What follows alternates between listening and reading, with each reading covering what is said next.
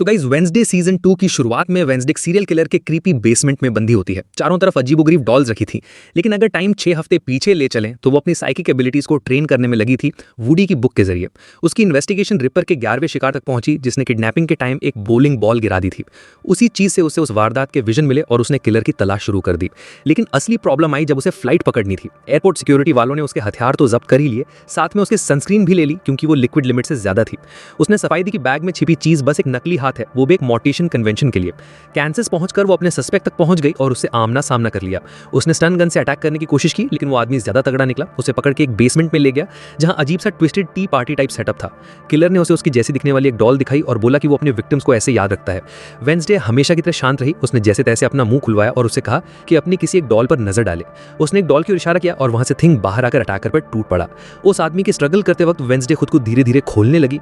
आखिरकार थिंग ने उसे पछाड़ ही दिया और वेंसडे ने अपनी डार्क इमोशंस को रोकते हुए एक चाकू उठाया और उस किलर के पास जाकर बोली, चलो अब डॉल से खेलते हैं। घर लौटने पर वेंसडे ने एक न्यूज़पेपर आर्टिकल को सर्कल किया जिसमें लिखा था कि स्किनर को स्किन्ड कर दिया गया है। जैसे ही वो अपना बैग पैक कर रही थी, उसकी मां कमरे में आई और उसे नेवरमोर के लिए रवाना करने लगी। उसने वेंसडे को एक नॉवल लिखते देखा तो पूछा कि वो उसे कब पढ़ पाएगी। उसे लगा था कि वो कभी पढ़ने नहीं देगी, लेकिन उसने सरप्राइजिंगली कहा कि जल्दी ही। नेवरमोर जाते वक्त कार में मोटिशा और पग्जली की बातें हो रही थी। गोमेज ने मजाक में कहा कि उनका परिवार काफी काम का है। तभी वेंसडे ने अपने भाई से कहा कि वो सामने वाले हाईवे साइन पर बिजली गिरा दे और अगर निशाना चूका तो उसे कार से बाहर फेंक देगी। पग्जली ने ठीक निशाने पर हिट किया, साइन ब्लास्ट हो गया और बहुत सारे एक्सीडेंट्स भी हो गए, पर फैमिली ने ध्यान तक नहीं दिया। इसी बीच जंगल के बीच में एक फैमिली पिकनिक मना रही थी। तभी एक अनजान फोटोग्राफर आया और बिना पूछे उनकी फोटोज लेने लगा। कुछ ही सेकंड्स में बहुत सारे क्रोज आकर उस पर अटैक करने लगे। उसने खुद को चारों तरफ से घिरा पाया और अपनी जान बचाने के लिए कार में जाकर बैठ गया। फोटोग्राफर किसी को कॉल करके सब कुछ बताता है और मदद मांगता है, लेकिन जैसे ही वो मुड़ा उसकी गाड़ी में क्रोज भरे हुए थे और उन्होंने उस पर हमला कर दिया। आखिरकार एडम्स फैमिली नेवरमोर पहुंचती है, जहां वेंसडे कहती है कि ऐसा लग रहा है जैसे वो किसी क्राइम सीन पर लौटी हो। वो बोलती है कि इस बार स्कूल में कुछ भी अनकंट्रोल नहीं होगा, वो सब कुछ अपनी कंडीशंस पर मैनेज करेगी। उसकी माँ उसे याद दिलाती है कि कंट्रोल तो बस एक इल्यूजन है, जैसे वो गोमेज पर कंट्रोल दिखाती है। ये पग्जली का नेवरमोर में पहला साल है और वो दोस्तों को लेकर काफी नर्वस है। मोटिशा वेंसडे से कहती है कि वो अपने भाई का ध्यान रखे, जिस पर वेंसडे भी मान जाती है। तभी हमें फ्लैशबैक में दिखाया जाता है जब उसने बचपन में पग्जली को ताबूत में बंद कर दिया था। वो उसे कुछ टिप्स भी देती है। जब वो स्कूल पहुंचे तो स्टूडेंट्स ने उसकी वापसी पर खूब शोर मचाया। एक ग्रुप ने उससे ऑटोग्राफ मांगा तो उसने कहा कि मैं तो सिर्फ खून से साइन करती हूँ। बियांका ने बीच में आकर उन लड़कियों को पीछे हटने को कहा और वो तुरंत हट गई। बियांका ने उसे समझाया कि जब तुमने स्कूल को उस पिलग्रिम डीमन से बचाया तो ये फेम तो एक्सपेक्टेड थी। फिर नया प्रिंसिपल बैरी डॉट आया और वेंसडे को स्कूल बचाने के लिए धन्यवाद कहा। उसने एक पुरानी परंपरा संस्थापकों की बॉनफायर फिर से शुरू करने का आइडिया दिया। उसने कहा कि वो वेंसडे को अपना एलाय बनाना चाहता है और चाहता है कि वो स्टूडेंट ऑफ ऑनर बने, और कहा नेवरमोर की लॉस्ट ग्लोरी वापस लाने के लिए उसे सिंबॉलिक बैटल में वेंसडे की जरूरत है। उसने पुराने प्रिंसिपल की लीडरशिप को क्रिटिसाइज किया, लेकिन मरे हुए की बुराई नहीं की। वेंसडे ने सरकास्टिकली जवाब दिया, मैं तो जीते जागते लोगों को डिमोनाइज करना ज्यादा पसंद करती हूँ, और वहां से निकल गई। जब वो अपने रूम में पहुंची तो वहां इनिड ने उसके लिए एक सरप्राइज पार्टी रखी थी, लेकिन उसने तुरंत सबको बाहर निकाल दिया। जब दोनों अकेले थे, इनिड ने उससे पूछा कि उसकी छुट्टियां कैसी रहीं, फिर बोली कि उसकी तो बहुत शानदार थी। वेंसडे ने अपने यूजुअल अंदाज में जवाब दिया कि उसे तो उसकी ये खुशी देखकर ही उसे मारने का मन हो रहा है। इनिड ने ज्यादा बातें नहीं की, पर उसने उसे एक टी शर्ट गिफ्ट की जिस पर एक मॉन्स्टर वाला जोक था। वेंसडे को ज्यादा इंप्रेशन नहीं हुआ, लेकिन उसने भी बदले में एक तोहफा दिया, एक डॉल जो उसने स्किनर के घर से ली थी और वो इंसानी बालों से बनी थी। इनिड थोड़ी घबराई, लेकिन उसने कुछ कहा नहीं। फिर उसने अपने इस साल के टारगेट्स बताए, पैक में शामिल होना, डांस को लीड करना और नाइट शेड्स का हिस्सा बनना। वेंसडे ने उसके प्लान्स पूछे तो उसने कहा कि वो बस लोगों से दूर रहना चाहती है और अपनी नई बुक डेथ सर्पेंट को खत्म करना चाहती है। इनिड ने जब उसकी बुक की स्क्रिप्ट देखी जो पूरी रेड मार्क्स और एडिट से भरी थी, तब वेंसडे ने साफ कर दिया कि वो उसमें कुछ भी चेंज नहीं करेगी। इसे खत्म करने में उसे 2 साल लगे थे। तभी एजैक्स वहां आ गया जो इनिड को ढूंढ रहा था। वेंसडे ने कहा कि वो यहाँ नहीं है और उसे एक स्टफ्ड यूनिकॉर्न पकड़ा दिया, जिसे देखकर उसका मुंह बन गया। इनिड ने शुक्रिया कहा, लेकिन ये भी बोला कि एजैक्स के लिए उसकी फीलिंग्स को लेकर वो कंफ्यूज्ड है। वेंसडे ने उसे बस यही सलाह दी कि सीधे जाकर उससे बात कर ले। तभी एक अलमारी के अंदर से छिपा हुआ क्रॉस बो एक्टिवेट हो गया और एक तीर सीधा वेंसडे की फोटो में जा लगा, जिस पर लिखा था, welcome back Wednesday, I am still watching you. जैसे ही उसने फोटो को छुआ, उससे एक विजन आया जिसमें वो प्रिंसिपल से बात कर रही थी, लेकिन वो ये नहीं देख सकी कि उसका पीछा कौन कर रहा था। और उसने देखा कि उसके गाल पर एक काले आंसू की लकीर थी, मगर उसने उसे इग्नोर कर दिया जैसे कुछ हुआ ही ना हो। इस बीच एडम्स फैमिली पग्जली को उसके डॉम में सेटल करने में लगी हुई थी। गोमेज ने कहा कि स्कूल अब पहले से काफी बदल चुका है। तभी यूजीन वहां आया। उसने पग्जली को ग्रीट किया, उसके गैजेट्स की तारीफ की और दिखाया कि वो कीड़ों को कंट्रोल कर सकता है। पग्जली ने मजाक में कहा कि वो उन्हें खा जाएगा, लेकिन यूजीन ने मना कर दिया। उसने बताया कि वो अपने दोस्तों के साथ बाहर जा रहा है और यहाँ सिर्फ इसलिए रह रहा है क्योंकि वेंसडे ने उसकी मदद की थी। फिर एजैक्स भी वहाँ आया। उसने पूछा कि डॉम सेटअप कैसा चल रहा है। इसके बाद वेंसडे अपने मम्मी पापा और प्रिंसिपल से मिली, जिन्होंने मोटिशिया को फंड रेजिंग कमेटी लीड करने का आइडिया दिया। साथ ही उन्होंने उन्हें पुराने गार्डनर के केबिन में ठहरने का ऑफर भी दे दिया। मोटिशिया ने कहा कि अब जब दोनों बच्चे नेवरमोर में हैं तो उसे थोड़ी खालीपन सी महसूस हो रही है। जब उसे वेंसडे से अकेले में बात करने का मौका मिला तो उसने कहा कि वो चाहती है कि वेंसडे के एंसेस्टर्स से जो उसका स्पिरिचुअल कनेक्शन टूटा है उसकी जगह वो खुद उसकी गाइड बने। वेंसडे ने बिना देर किए मना कर दिया और कहा कि वो दोनों एक जैसे नहीं हैं। मोटिशिया ने धीरे से आइलिया का जिक्र छेड़ा, जो उसकी बहन थी और जिसके बारे में वो बहुत कम बात करती थी। उसने एक उदासी भरी नजरों से वेंसडे की तरफ देखा और कहा कि वो अब आइलिया की तरह लगने लगी है। वेंसडे को ये बात असहज कर गई और उसने फौरन टॉपिक बदलते हुए कहा कि उसे लगता है पग्सली की लाइफ काफी बोरिंग और एवरेज होने वाली है, तो आपको उस पर ज्यादा ध्यान देना चाहिए। बाद में जब मोटिशिया अकेले गोमेज के साथ बैठी तो उसने अपने डर जाहिर किए कि वेंसडे शायद कुछ बड़ा छुपा रही है और वो ये नहीं चाहती कि बीती बातें दोहराई जाएं। वहीं दूसरी तरफ पास के जंगलों में पुलिस को कार्ल ब्रैडबरी की डेड बॉडी मिली, जो एक प्राइवेट इन्वेस्टिगेटर था। पास के टाउन के कुछ ग्रोसरी स्टोर के एम्प्लॉइज ने ये सीन खोजा था। पुलिस वालों ने ये पता लगा लिया था कि ये अटैक काले कौओं ने किया और जेरिको जैसे शहर के लिए ये सीन बहुत ज्यादा अजीब था। वेंसडे जब क्राइम सीन पर पहुंची तो उसे वहां जाते जाते उसकी नजर पेड़ों के बीच किसी के भागने पर पड़ी। उसने तुरंत पीछा किया और जब उसने उस इंसान को पकड़कर उसका चेहरा देखा तो वो टाइलर गैल्पिन था। गैल्पिन थोड़ा कंफ्यूज लग रहा था और उसने कहा कि वो विक्टिम को जानता है। ब्रैडबरी किसी ऐसे राज पर काम कर रहा था जो सीधे आउटकास्ट से जुड़ा था। उसने कहा कि उसका एक बेटा है जो उन्हीं में से एक है। फिर उसने डोना हिल को दोष दिया कि उसी ने उसे मॉन्स्टर बना दिया। वेंसडे का रिएक्शन एकदम ठंडा था। उसने कहा टाइलर तो हमेशा से ही मॉन्स्टर रहा है और अगर उसने उस पर ध्यान दिया होता तो आज वो जेल में ना होता। जब वो मदद की भीख मांग रहा था वेंसडे चुपचाप वहां से चली गई, लेकिन जैसे ही वो जाने वाली थी टाइलर ने पीछे से कहा कि वो कौओं से बचकर रहे। उसी रात नेवरमोर में स्टूडेंट्स डरावनी कहानियों के लिए इकट्ठा हुए।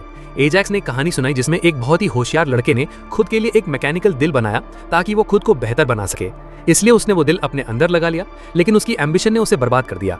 अब उसकी कब्र स्कल ट्री के नीचे है, बिना नाम की, और अगर ध्यान से सुनो तो अब भी उसका दिल धड़कता हुआ सुनाई देता है। और क्या किसी में दम है कि कोई वहां जा सके? ये सुनकर पग्सली मुस्कुराता है क्योंकि उसके दिमाग में वहां जाने का प्लान जो बन रहा था। उधर प्रिंसिपल ने बियांका को अलग ले जाकर कहा कि वो फंड रेजिंग गाला के लिए स्कूल का चेहरा बने और मोटिशिया की मदद करे। शुरुआत में तो बियांका ने साफ मना कर दिया क्योंकि उसके पास पहले ही बहुत काम था, लेकिन उसने बताया कि पहले उनके पास फंड थे जो किसी अमीर लड़के की मां ने दिए थे, लेकिन अब उनके पास वो नहीं है। उसने दबाव डाला और उसे ये याद दिलाया कि वो स्कॉलरशिप पर है और अगर गाला इवेंट फेल हो गया तो सबसे पहले उसी जैसे स्टूडेंट्स को नुकसान झेलना पड़ेगा। बियांका को लगने लगा कि शायद उसकी साइरन पावर्स की वजह से ही उसे ये सब कहा जा रहा है। उसने कहा कि उसकी पावर एक तरह का हथियार है जो अच्छे मकसद के लिए यूज हो सकता है। फिर उसने बियांका से कहा कि अच्छे से सोच लो और अगली सुबह तक जवाब दे देना। उस दिन जब बैल्कनी पर थिंग अकेला खड़ा था तो इनिड ने उसे देखा। उसने बताया कि उसकी वेंसडे से लड़ाई हो गई है।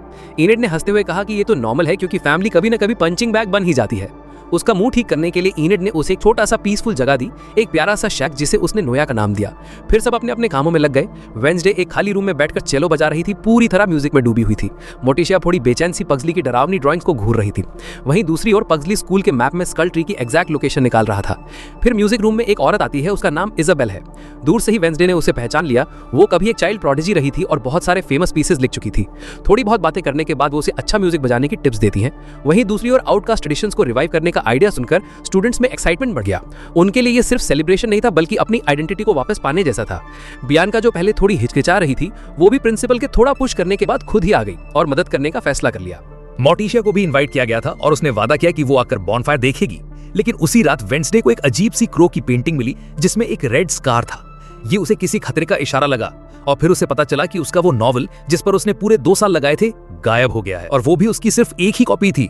उसी जगह पर उसे एक नोट मिला जिसमें लिखा था कि कोई उस नॉवेल को बॉनफायर सेरेमनी में जला देगा।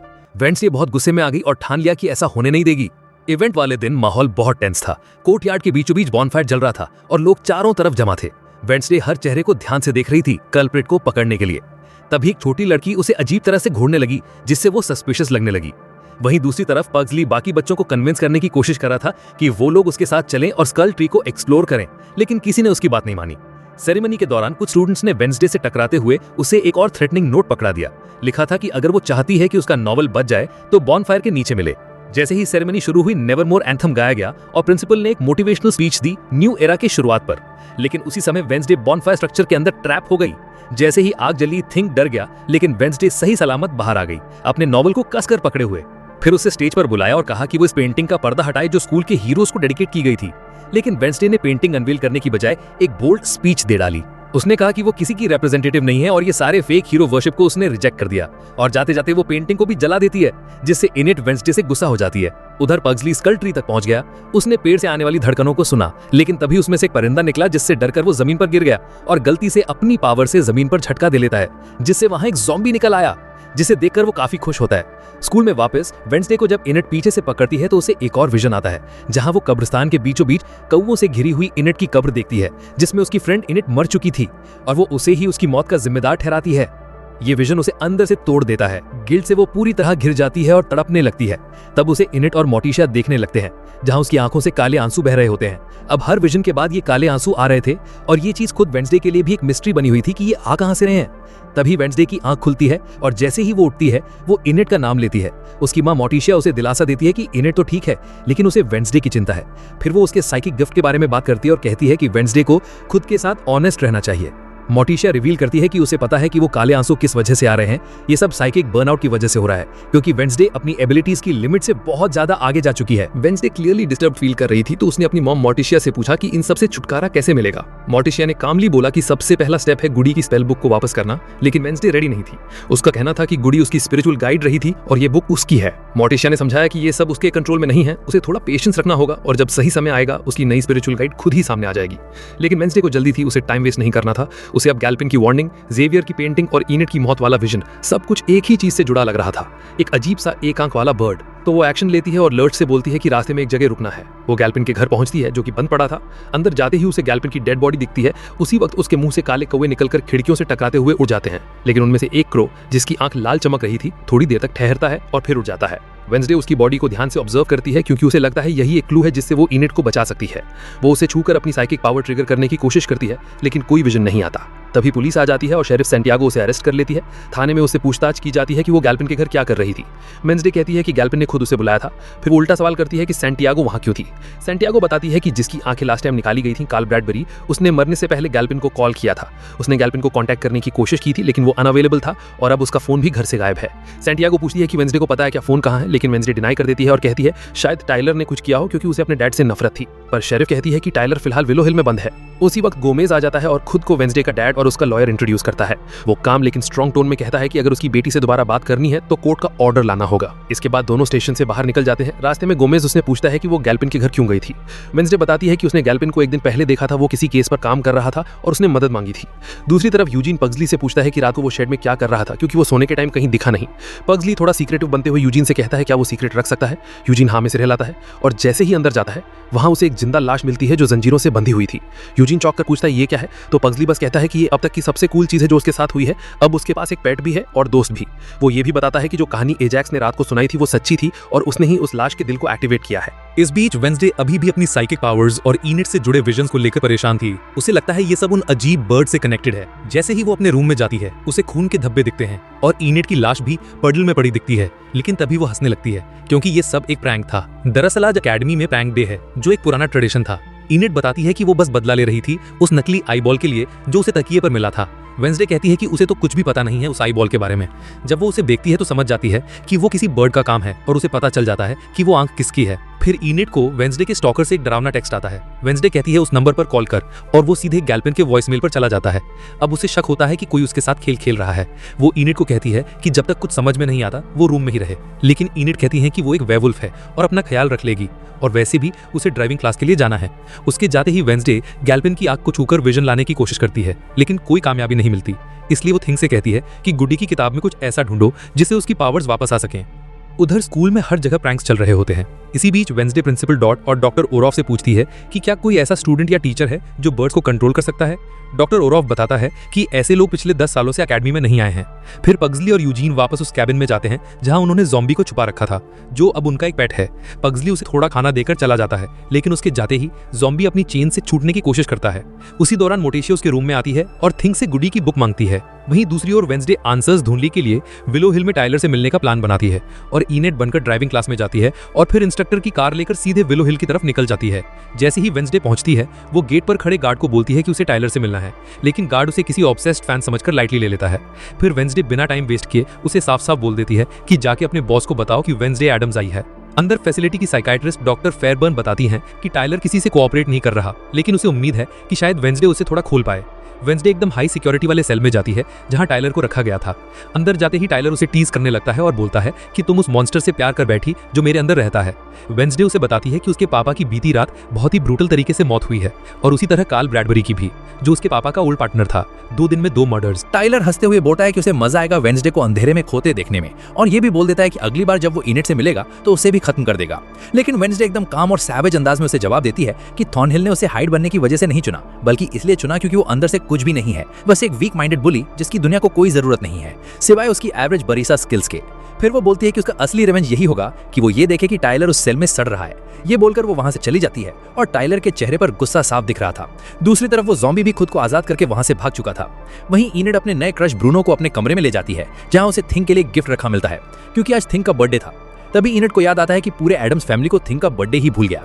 वो उसे सेलिब्रेट करने के लिए इनवाइट करती है, लेकिन उससे पहले ही ब्रूनो के साथ कुछ वियर्ड हो जाता है और उसी मोमेंट पर थिंग के छोटे से घर के दरवाजे अपने आप लॉक हो जाते हैं और वो अंदर फंस जाता है।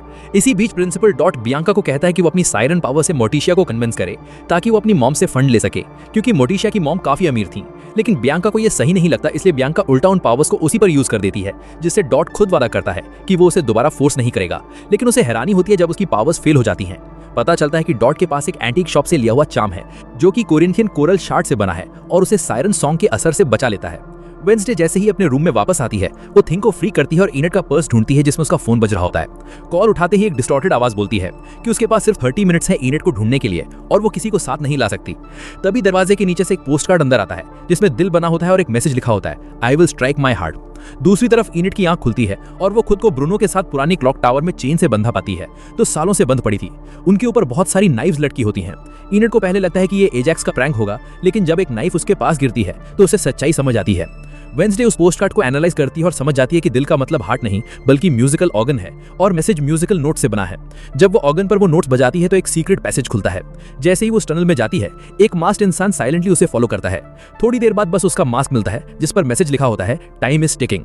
आखिर में वेंसडे इनेट तक पहुंच जाती है। अब वो नाइफ धीरे धीरे नीचे आ रही थी। तभी वेंसडे को एक टाइपराइटर दिखता है जिस पर एक रिडल होता है, what is it you don't see, answer to free your friends. वो सामने बुकशेल्फ को देखती है और समझ जाती है कि एक किताब गायब है, द इनविजिबल मैन। जैसे ही वो टाइटल टाइप करती है, सारे नाइफ रुक जाते हैं। उसी वक्त असली मास्टरमाइंड सामने आती है, एक 13 साल की लड़की एग्नेस, जो इनविजिबल स्टूडेंट है और खुद को वेंसडे की सबसे बड़ी फैन बताती है। वेंसडे उससे पूछती है कि क्या वो सच में ये सब अकेले कर पाई। एग्नेस मानती है कि उसे थोड़ा हेल्प मिला था गैल्पिन से। वो बोलती है कि उसका इरादा सिर्फ अटेंशन पाने का था। वेंसडे जब उससे पूछती है कि गैल्पिन की मौत और उसके रूम में जो आईबॉल मिला था वो किसने किया, तो एग्नेस साफ मना कर देती है और कहती है कि उसका कोई लेना देना नहीं, उसे तो बस दोस्ती करनी थी। और फिर गैल्पिन का फोन उसे देती है जो उसने ब्लैकमेल करके हासिल किया था। वेंसडे, इनेड और ब्रूनो वहां से निकल जाते हैं उस ऑब्सेस्ड फैन को वहीं छोड़कर। दूसरी ओर बियांका अपनी सायरन सॉन्ग से मोटिशिया को कन्विंस कर लेती है कि वो अपनी मां को चैरिटी गाला में इनवाइट करे। बाद में वेंसडे थिंग से माफी मांगती है उसका बर्थडे भूलने के लिए और उसे एक पुराना रेंच गिफ्ट करती है। उसे ये भी पता चलता है कि मोटिशिया ने गुडी की स्पेल बुक ले ली है। तभी वहां रेड आइड क्रो फिर से आता है और तेजी से उड़ जाता है, जिससे वेंसडे और भी ज्यादा वरिड हो जाती है। और उस वक्त ज़ॉम्बी जंगलों में घूम रहा था जो एक ड्राइविंग इंस्ट्रक्टर की गाड़ी से टकरा जाता है। लेकिन जैसे ही गाड़ी लगती है वो अचानक गायब हो जाता है और कुछ सेकंड्स बाद दोबारा प्रकट होकर उस इंस्ट्रक्टर को खा जाता है। उधर गोमेज और मोटिशिया थिंग को उसका बर्थडे भूलने की भरपाई करने की कोशिश करते हैं और इसी दौरान गोमेज अपनी वाइफ से पूछता है कि गाला की तैयारी कैसी चल रही है। मोटिशिया बताती है कि उन्होंने अचानक अपनी मां को इनवाइट करने का फैसला कर लिया क्योंकि वो नेवरमोर एकेडमी की सबसे अमीर एलुमनाई हैं और शायद इसी वजह से डायरेक्टर डॉट उन्हें दोबारा रिक्रूट करना चाहता था। लेकिन ये बात सुनकर वो शॉक हो जाता है क्योंकि मोटिशिया की उसकी मॉम के साथ किसी रीजन की वजह से नहीं बनती थी। तभी गोमेज माहौल को चेंज करते हुए म्यूजिक चलाकर एक अजीब सा डांस करता है। जब दोनों डांस में बिजी होते हैं तभी वेंसडे खिड़की से चुपचाप घर में घुसती है और अपनी मां के रूम की तरफ जाती है ताकि गुडी की बुक निकाल सके। लेकिन मोटिशिया उसे रंगे हाथ पकड़ लेती है और साफ कह देती है कि उस बुक तक पहुंचना इतना आसान नहीं होगा। वेंसडे उसे बताती है कि उसे एक नया विजन आया है जिसमें इनिड की मौत हो सकती है और साइकिक पावर्स वापस पाने के लिए उसे वो बुक चाहिए। लेकिन मोटिशिया मना कर देती है क्योंकि उसे लगता है कि वेंसडे अभी तक अपने गिफ्ट को कंट्रोल करना नहीं सीख पाई है और वो उसे अपनी बहन ओइलिया से कंपेयर करती है जो अपने पावर्स के चलते पागल हो गई थी। दोनों में भले ही मतभेद हो, लेकिन मोटिशिया वादा करती है कि वो अपनी बेटी को वैसे फेल नहीं करेगी जैसे कभी उसकी खुद की मां ने किया था। इस इनकार से परेशान होकर वेंसडे अपने रूम में लौटती है और थिंग के साथ बैठकर सोचती है कि अगर साइकिक पावर्स वापस नहीं आई तो उसे ये गैल्पिंग केस पुरानी स्टाइल में सॉल्व करना पड़ेगा। वो इनेट को रूम से बाहर निकाल देती है और थिंग को बताती है कि वो अपनी रूममेट को उसकी मौत वाली बात नहीं बता सकती। उसी वक्त एग्नेस वहां आ जाती है और वेंसडे की कहानी में दिलचस्पी दिखाती है, लेकिन वेंसडे उसे डांट देती है और कहती है कि फिर से सामने मत आना वरना वो उसकी अंतिम विदाई खुद टकर देगी। दूसरी तरफ पग्सली और यूजीन शेड में वापस जाते हैं और ज़ॉम्बी को फिर से वहां पाते हैं जो बड़ी तेजी से अपने आप को रीजनरेट कर रहा था। यूजीन को उसकी ताकत से डर लगता है और वो सजेस्ट करता है कि किसी बड़े को उसके बारे में बता देना चाहिए, लेकिन पग्सली थोड़ी घबराहट के साथ कहता है डोंट वरी, सब कुछ प्लान के हिसाब से है। गैल्पिन के फ्यूनरल में वेंसडे पहुंचती है और वहीं उसकी मुलाकात होती है शेरिफ रिची और डॉक्टर फेयरबर्न से। शेरिफ उसे फिर से किसी खतरनाक मर्डर केस में ना पड़ने की चेतावनी देता है और बताता है कि उसे पता चल चुका है कि वेंसडे ने साइक सेंटर में टेलर से मिलने की कोशिश की थी। जैसे ही शेरिफ वहां से निकलता है, वेंसडे डॉक से पूछती है कि क्या गैल्पिन कभी टेलर से मिलने आया था, तो वो जवाब देती है कि बस एक बार आया था और वो एक लौता पेशेंट था जिसे इतना गुस्सा आया था कि उसे 5 मिनट के लिए शॉक कॉलर लगाना पड़ा था ताकि वो फिर से इंसान बन सके। वेंसडे को लगता है कि शायद कातिल कोई एविएंट है, लेकिन डॉक्टर कहती है कि सेंटर में ऐसा कोई नहीं है जिसे पक्षियों को कंट्रोल करना आता हो। वेंसडे उनका धन्यवाद करती है और चली जाती है, बिना देखे कि एक आंख वाला कौवा दूर से उसे देख रहा था। एप्पल हॉलो इन में बियांका एंटर करती है और अपनी सायरन पावर से रिसेप्शनिस्ट को काबू में कर लेती है और उसे रूम 302 की की मांगती है, जिस पर रिसेप्शनिस्ट उसकी बात मान भी लेती है। सायरन उसे ये भी कहती है कि वो उस गेस्ट को डिस्टर्ब ना करे और ये सब भूल जाए। रूम में जाकर वो अपनी माँ को फटकारती है कि पर्दे क्यों नहीं बंद किए और क्या वो बाहर नहीं गई। उसकी माँ कहती है कि वो बस न्यूज़ देख रही थी। बियांका उसे कहती है कि अगर उसने उसे कल्ट से उसे बाहर निकाला होता तो वो हथकड़ी में होती, लेकिन उसने ऐसा नहीं होने दिया। वो कहती है कि गिडियन उसे तब मिला जब वो बहुत कमजोर थी, इसलिए वो ब्लेम नहीं करेगी, लेकिन उसकी माँ कहती है कि उसे ब्लेम करना चाहिए क्योंकि गिडियन ने सिर्फ शादी इसलिए की थी ताकि वो लोगों को रिक्रूट कर सके और उसके सारे पैसे भी हड़प ले। बियांका उसे समझाती है कि मुश्किल वाला हिसाब खत्म हो चुका है, अब बस उन्हें प्लान फॉलो करना है और गिडियन को ढूंढ निकालना है ताकि वो आजाद हो सके। दूसरी ओर वेंसडे जो अपनी जांच में अटकी हुई थी, एग्नेस से पूछती है कि उसने गैल्पिन का मोबाइल कैसे अनलॉक किया। एग्नेस बताती है कि जोसेफिन की मदद से उन्होंने शेरिफ का चेहरा सिमुलेट किया, जिससे फोन अनलॉक हो गया। वो वेंसडे को एक बॉक्स भी देती है जिसमें शेरिफ के पर्सनल सामान है जो पुलिस के आने से पहले मिले थे। उनमें एक रिकॉर्डिंग मिलती है जिसमें कार्ल एक बेस का जिक्र करता है, जिससे वेंसडे को समझ आता है कि ये कोई पुलिस स्टेशन नहीं बल्कि कोई दूसरी जगह है। एक तस्वीर उसे पाइन क्रेस्ट नाम की जगह की ओर इशारा करती है और जब वो मैप और थिंग की मदद से लोकेशन ढूंढती है तो उसे पता चलता है कि वो जेरिको कैंप के पास है, जिससे वो बाकी स्टूडेंट्स के साथ कैंप ट्रिप में शामिल हो जाती है। वहां पहुंचकर वो देखती है कि पग्सली एक कॉफिन उठा रहा है, तो वो उससे पूछती है उसमें क्या है। पग्सली थोड़ा टालमटोल करता है और जवाब देता है कि उसमें बस पेट्रोल है। तभी एडम्स फैमिली के बाकी मेंबर्स भी वहां पहुंच जाते हैं। पग्सली अपने ड्राइवर से कहता है कि वो कॉफिन उठाने में मदद करे। इसी दौरान गोमेज अपनी बेटी और मोटिशिया के बीच की टेंशन को कम करने की कोशिश करता है, मगर वेंसडे बिना कुछ बोले ही वहां से निकल जाती है। थोड़ी देर बाद गोमेज अपनी बीवी से कैजुअली पूछता है कि क्यों ना वो बुक वेंसडे को दे दें, लेकिन मोटिशिया साफ बोलती है कि भले ही उसका दिल अपनी बेटी को खुश करने का करता है, पर वो ये दिखाना चाहती है कि वो उसे खोने के लिए रेडी नहीं है। साथ ही उसे वेंसडे का बुरा साथ भी चाहिए। कैंप में मीनवाइल यूजीन को पता चलता है कि पग्सली चुपचाप ज़ॉम्बी स्लर्प को एक कॉफिन में छुपा कर ले आया है। पग्सली जस्टिफाई करते हुए कहता है कि वो उसे अकेला नहीं छोड़ सकते थे और उसने फायरवर्क सेट कर दिए ताकि अगर ज़ॉम्बी भागे तो पता चल सके। यूजीन इससे काफी नाराज होता है और डिसाइड करता है कि वो अब किसी और टेंट में सोएगा। इसी बीच गोमेज फन मूड में स्नैक्स लेकर वहां आता है, मगर दोनों बच्चे उसे मना कर देते हैं। मूड समझते हुए गोमेज कैजुअली उन्हें एडवाइस देता है कि अगर कभी कुछ गलत हो तो कोई सबूत मत छोड़ना। दूसरी तरफ प्रिंसिपल डॉट बड़े जोश से सब स्टूडेंट्स का वेलकम करते हैं, लेकिन बीच में रॉन क्रूगर जो फीनिक्स कैडेट्स का लीडर है आकर अपना रिजर्वेशन कॉन्ट्रैक्ट दिखा के जगह क्लेम कर लेता है। डॉट भी अपना कॉन्ट्रैक्ट दिखाता है। तभी वेंसडे क्राउड में से निकलकर आर्ग्यू करती है कि लड़ाई से डिसाइड किया जाए कि कौन रहेगा और कौन जाएगा। दोनों टीचर्स रूल समझाते हैं, 2 टीम्स होंगी, हर साइड से 10 लोग, जिनमें से 5 डिफेंस में होंगे और 5 अटैक में। गोल सिंपल है, सफायरों को पकड़कर उसे वॉच टावर पर इंस्टॉल करना। जो टीम ये पहले कर लेगी वही जीतेगी। जैसे ही गेम शुरू होता है दोनों साइड सफायरों पकड़ लेती हैं और एक जबरदस्त रेस शुरू हो जाती है। तभी एक कैडेट ऑलमोस्ट जीतने ही वाला होता है कि वेंसडे रोप से नीचे झूलकर आती है और सफायर उसके हाथ से छीन लेती है और टावर पर लगा देती है अपनी टीम को जीत दिलाते हुए। फीनिक्स कैडेट्स हार मानने से मना करते हैं और बोलते हैं कि वो ये कैंप वापस लेंगे। उस रात जब सब कैंप फायर के आसपास मस्ती में सॉन्ग्स गा रहे होते हैं, एजैक्स थोड़ा सैड महसूस करता है क्योंकि इनिड ब्रूनो के साथ खुश नजर आती है जबकि वो गिटार बजा रहा होता है। वेंसडे क्वाइटली पाइन रेस्ट पहुंचती है और एक अबैंडन्ड कैबिन में घुस जाती है। अंदर उसे गैल्पिन फैमिली की कुछ पुरानी फोटोज और उसके मरे पेशेंट्स की न्यूज़पेपर क्लिपिंग्स मिलती हैं। हर क्लू एक वुमन लुइस की तरफ इशारा करता है, जिससे वेंसडे को डाउट होता है कि शायद अगला टारगेट इनिड हो सकती है। जब वो अपनी पावर्स एक्टिवेट करने की कोशिश करती है तो काम नहीं करती।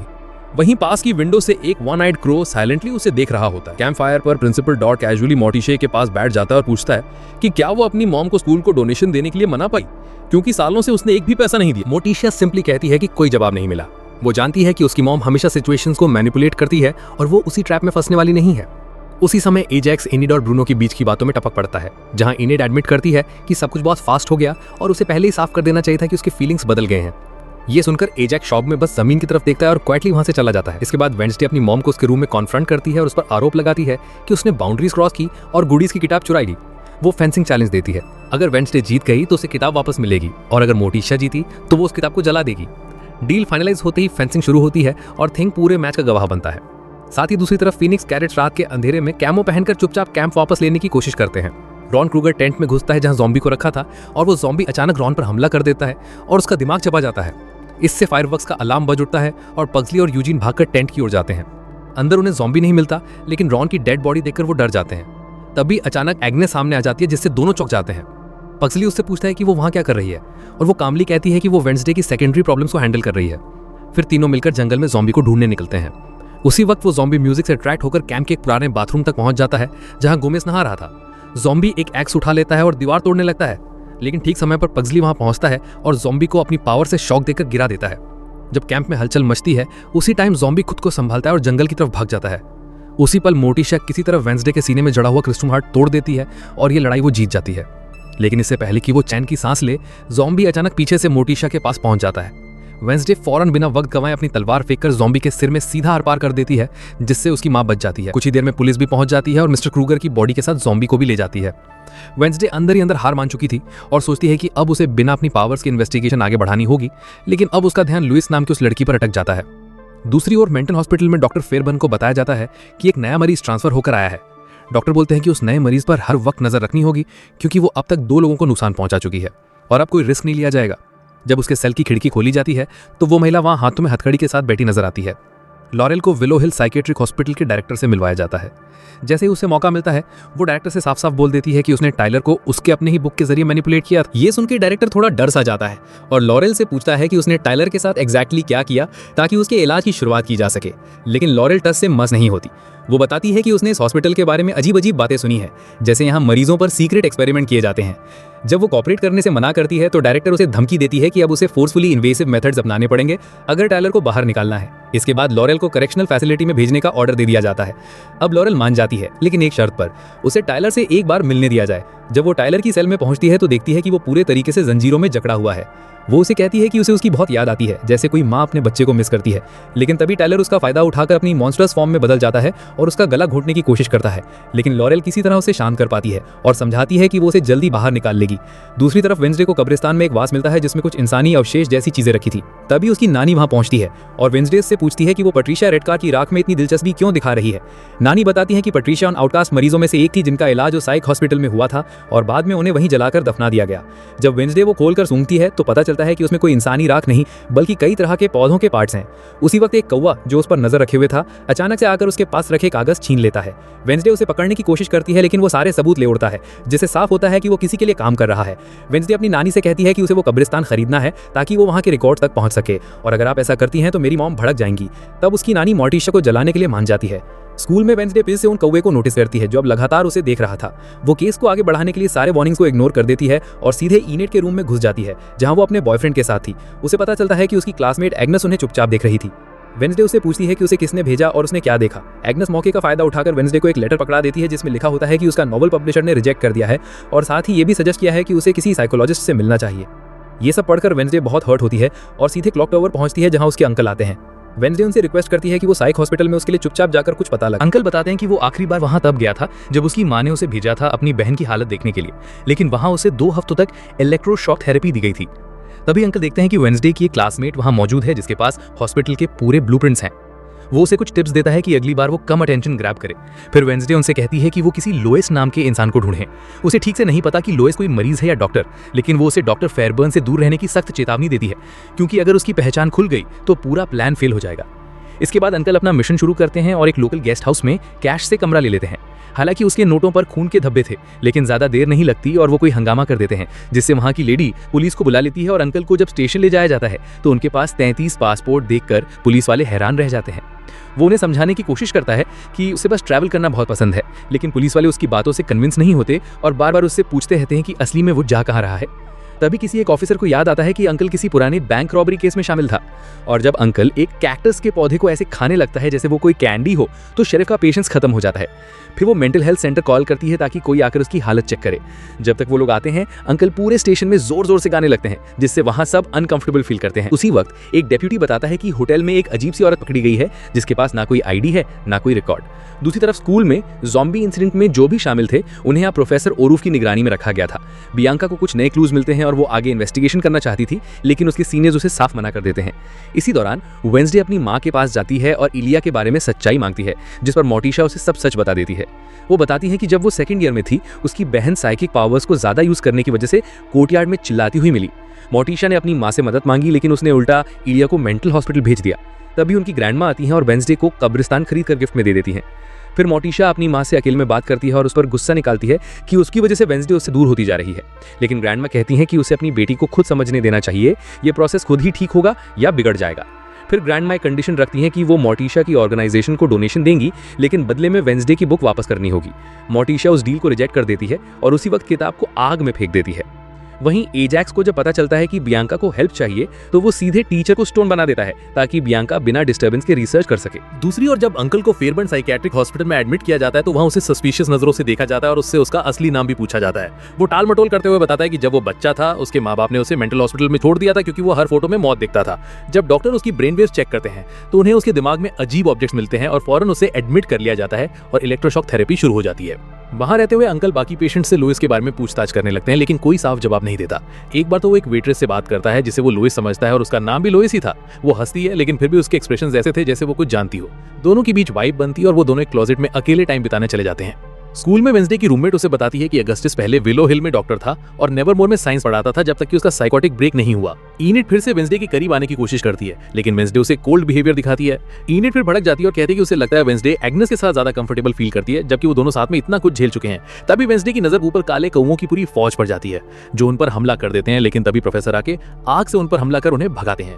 इसी केओस में वेंसडे उस इंसान को देख लेती है जो शायद इस सबका मास्टरमाइंड है और उसका पीछा करते हुए स्कूल की किसी सीक्रेट हॉलवे में पहुंच जाती है, लेकिन वहां वो उस फिगर को खो देती है और सामने डॉक्टर फेयरबर्न आ जाती हैं जो खुद बताती हैं कि वो प्रोफेसर कैप्री के कहने पर आई हैं। जब कैप्री आती है, वेंसडे तुरंत समझ जाती है कि वो काफी थकी हुई और परेशान है, जैसे काफी देर से भागदौड़ कर रही हो। वेंसडे उसे बताती है कि वो गैला अटेंड करेगी, लेकिन सिर्फ अपनी इन्वेस्टिगेशन के लिए। कैप्री हाँ में सिर हिलाती है, लेकिन उसकी आंखों में एक हल्की चिंता दिखती है, जैसे वो कुछ छिपा रही हो। उसी समय जब पुलिस उस अननोन औरत की जांच कर रही थी, बियांका वहां पहुंचती है और सबको चौंकाते हुए बताती है कि वो औरत उसकी मां है। बिना कोई टाइम वेस्ट किए वो ऑफिसर्स को कहती है कि पूरी इन्वेस्टिगेशन बंद कर दो और हर एक फाइल को डिलीट कर दो। वहीं दूसरी तरफ वेंसडे प्रोफेसर कैप्री के बारे में पता लगाने के लिए थिंग को भेजती है, जो उसे विलो हिल तक ले जाता है। वहां उसकी मुलाकात उसके अंकल से होती है और वो उसे कुछ बहुत खास इंस्ट्रक्शंस देता है कि अगस्टस को कैसे ढूंढना है। ज्यादा देर नहीं लगती और अंकल उस बूढ़े आदमी को एक ऐसी जगह ढूंढ लेते हैं जिसे वे लोग पंछी का पिंजरा कहते थे। वहां एक तोता उसकी तरफ से बातें कर रहा था। थोड़ा झटका देने पर तोता लुइस की लोकेशन बता देता है। उसी वक्त वेंसडे प्रोफेसर ओलाफ से मिलती है और सीधे अगस्टस के बारे में पूछती है। ओलाफ कहता है कि उसकी पत्नी नेवरमोर आने से पहले ही मर चुकी थी, लेकिन उनकी एक बेटी थी जो काफी होशियार थी और उसने यागो टावर के सबसे ऊपर एक पंछियों का घर बनाया था। स्कूल में बियांका की टीम गुप्त सुरंगों का इस्तेमाल करके उसकी मां को वहां छिपा देती है। वो लोग प्रोफेसर की नजरों से बचते हुए बिल्कुल चुपचाप वहां से निकल जाते हैं। उधर हॉस्पिटल में लॉरेल और अंकल आमने सामने आ जाते हैं और जैसे ही उनकी नजरें मिलती हैं, दोनों एक दूसरे को पहचान लेते हैं। थोड़ी देर बाद लॉरेल फेयरबर्न को बताती है कि अंकल फेस्टर अब हॉस्पिटल में एक पेशेंट है और शायद वेंसडे के साथ काम कर रहा है। बदले में वो ये चाहती है कि उसे टाइलर के साथ काम करने की इजाजत दी जाए। ऑगस्टस को उसके कमरे में छोड़ने के बाद अंकल चुपके से लुइस के कमरे में घुसने की कोशिश करता है, लेकिन पकड़ा जाता है और उसे एक पनिशमेंट रूम में बंद कर दिया जाता है, ठीक ज़ॉम्बी के बगल में। इसके बावजूद वेंसडे अपने प्लान पर टिकी रहती है और प्रोफेसर कैप्री की म्यूजिक क्लास को एक कवर की तरह इस्तेमाल करती है। उसका एक अंदरूनी सोर्स भी होता है, हॉस्पिटल का एक कुक। जब इनिड इस बात से नाराज होती है कि उसे शामिल नहीं किया गया, तो वेंसडे आखिरकार मान जाती है और उसे मिशन में शामिल कर लेती है और उसे नजर रखने की जिम्मेदारी देती है। बाद में वेंसडे कैप्री की कार में छिपती है, जबकि एग्नेस अपनी इनविजिबिलिटी का इस्तेमाल करके हॉस्पिटल में घुसती है। अंदर जाकर वो बाथरूम में एक धमाका कर देती है ताकि ध्यान भटके और वेंसडे चेक पॉइंट पर पकड़ी ना जाए। जैसे ही वो अंदर पहुंचती है, वेंसडे सिक्योरिटी से बचते हुए कुक की मदद से अंकल के सेल तक पहुंचती है। वो उन्हें आजाद करती है, लेकिन दोनों इस बात पर ध्यान नहीं देते कि उन्होंने दरवाजा खुला छोड़ दिया है। उसी वक्त ज़ॉम्बी अपनी जंजीरों से छूट जाता है और गार्ड्स पर हमला कर देता है जो लॉरेल की निगरानी कर रहे थे। ये पूरी भगदड़ लॉरेल को भागने का परफेक्ट मौका दे देती है। भागते समय उसकी नजर वेंसडे से मिलती है, लेकिन दोनों कुछ नहीं कहते। दोनों अपने रास्ते चले जाते हैं और एक दूसरे के काम में दखल नहीं देते। जब वो दोनों लुइस के कमरे में पहुंचते हैं तो उन्हें समझ आता है कि वो जगह वैसी नहीं है जैसी दिखती है। असल में वो जगह एक सीक्रेट ऑपरेशन के लिए थी और लुइस कोई इंसान नहीं बल्कि एक कोड नेम था, एक क्लासिफाइड प्रोग्राम का। वो हॉस्पिटल के नीचे छिपी एक लैब खोज निकालते हैं जहां कई टेस्ट सब्जेक्ट्स होते हैं जिनमें कुछ जाने पहचाने चेहरे थे, पेट्रिशिया रेडकार और जूलियन मेयोजास। कॉरिडोर के एंड में उन्हें एक सफेद चेहरे वाली रहस्यमयी औरत दिखती है जिसके बारे में कोई रिकॉर्ड नहीं होता, न कोई पहचान, ना ही कोई जिक्र। तभी उन्हें एक क्रो हैंडलर रोक लेती है और एक बड़ा राज खोलती है। असल में वही ऑगस्टस की बेटी थी। वो बताती है कि उसका असली मिशन ये है कि गिफ्टेड मरीजों की खास शक्तियों को निकालकर नॉर्मल लोगों में ट्रांसफर करना। वो खुद को इस एक्सपेरिमेंट का सबूत बताती है। कहती है कि उसके पापा ने उसी पर ये टेस्ट किया था और अब उसकी वजह से वो कौवों को पूरी तरह कंट्रोल कर सकती है। जब भागने का कोई और तरीका नहीं बचता तो अंकल एक जोरदार शॉकवेव छोड़ता है, जिससे पूरे हॉस्पिटल की पावर ग्रिड डाउन हो जाती है और वहाँ अंधेरा छा जाता है। अलार्म बजने लगते हैं और पूरे हॉस्पिटल में भगदड़ मच जाती है। उसी अफरा तफरी में सबको अपना अपना मौका मिल जाता है। नतीजा ये होता है कि सारे टेस्ट सब्जेक्ट्स बाहर निकल आते हैं और उसी औरत पर टूट पड़ते हैं। जैसे ही सब कुछ बेकाबू होता है, वेंसडे एक बेनाम मरीज की मदद के लिए सामने आती है। उसी वक्त लॉरेल टाइलर तक पहुंच जाती है और उसकी जंजीरें खोल देती है। लेकिन टाइलर के दिल में अभी भी नाराजगी थी। वो लॉरेल को सिर्फ 5 सेकंड देता है भागने के लिए, वरना वो उसका शिकार करेगा। लॉरेल भागने की कोशिश करती है, लेकिन वो अपने पंजों से लॉरेल को काट देता है और बेरहमी से उसकी जान ले लेता है। उधर अंकल उस कुक को अलविदा कहता है जिसने उसकी मदद की थी और उसे एक पैशनेट किस देता है। दूसरी तरफ डॉक्टर फेबन अगस्टस को उसके ऑफिस में बचाने की कोशिश करती है, लेकिन उसे पता नहीं होता कि ज़ॉम्बी चुपके से वहां घुस आया है और वो उसकी शिकार बन जाती है। फिर अगस्टस को देखते ही ज़ॉम्बी उस पर भी हमला करता है और उसकी भी जान ले लेता है। अचानक हुई इस हिंसा से पूरा हॉस्पिटल हिल जाता है। ये साफ हो जाता है कि अब कोई भी सुरक्षित नहीं है। हॉस्पिटल के हॉल में वेंसडे की टाइलर से दोबारा मुलाकात होती है, जो उसे बिल्डिंग से बाहर धक्का ले देता है, जिससे वेंसडे काफी जख्मी भी हो जाती है। तभी पुलिस वहां पहुंचती है और सभी मिलकर उस हाइट को रोकने की कोशिश करते हैं, लेकिन वो इतनी आसानी से नहीं रुकता। वो सबको मार देकर वहां से भाग जाता है। जब सब शांत होता है तो समझ आता है कि ये लड़ाई अभी खत्म नहीं हुई, आगे और बड़ी मुश्किलें आने वाली हैं और उन्हें इसके लिए तैयार रहना होगा।